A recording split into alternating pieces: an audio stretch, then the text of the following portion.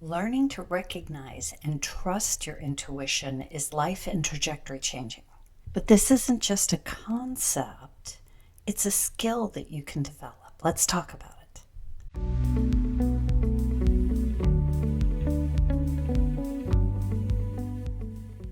First, a lot of people misunderstand what they're really referring to when we talk about intuition. Some people call it an inner knowing or a gut feeling.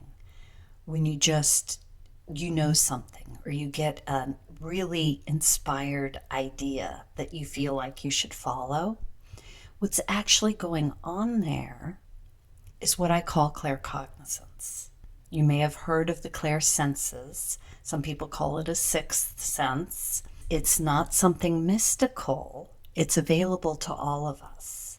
It's that inner knowing that everybody's experienced at some point in their life, but a lot of times it's just a quick hit or a one-time occurrence, and you don't know how to get that back. So intuition comes from your subconscious and is a reflection of all of the data points that your subconscious takes in through your five senses. Your intuition can't give you any kind of guidance beyond what your five senses have already taken in. Your conscious mind may not remember some of those things, and this is where your subconscious and your intuition can help, but it can't go beyond that.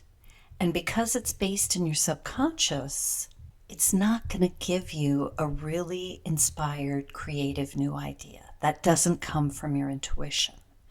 It's coming from your claircognizance, which many people also refer to as an inner knowing, inner wisdom, or guidance from your higher consciousness, which you've probably heard me talk about before.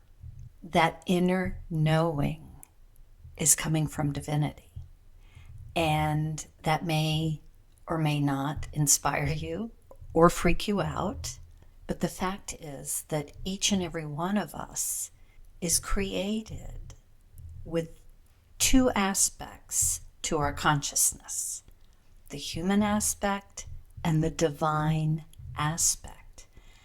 And they're supposed to work in harmony together to ensure our most delightful human experience and divinely guided path and purpose.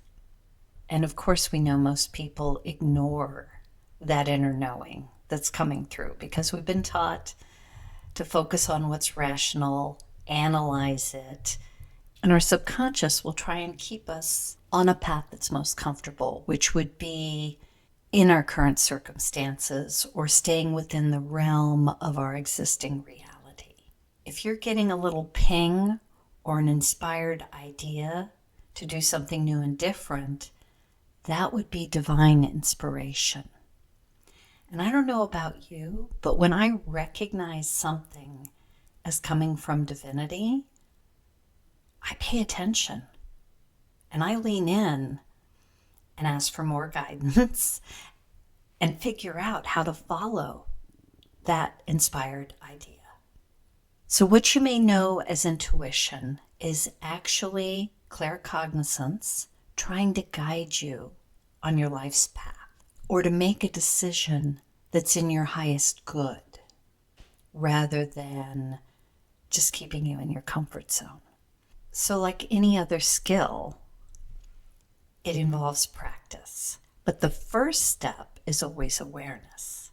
So try and pay attention to when you get that little inner knowing or that ping of an idea. Notice when and how that comes to you, what it feels like, how it shows up in your body, and lean in and look for more of those. Because it's all awareness. Once you start to become aware, you'll notice guidance coming through more often.